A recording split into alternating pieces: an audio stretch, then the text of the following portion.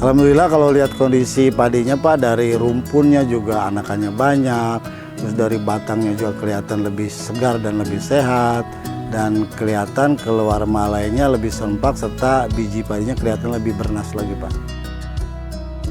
Yang usia 71 hari ini kami memakai 3 jenis produk, yaitu dari fungisidanya pakai DB Star, dari insektisidanya kami antisipasi dengan Noworang ini Pak. Nah terus untuk nutrisinya kami pakai untuk memperberat bobot biji padi, kami menggunakan kanitrat ini Pak.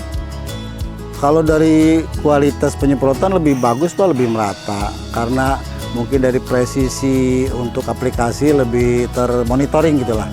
Jadi lebih akurat untuk setiap jalur penyemprotannya Pak.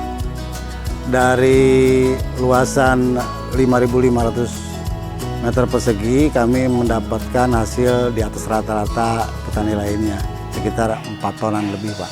Kalau musim sebelumnya di bawah 4 ton Pak.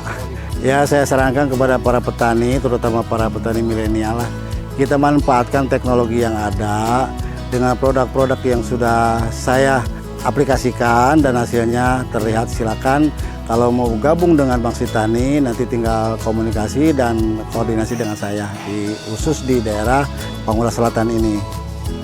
Maksitani, panennya maksimal, untungnya banyak.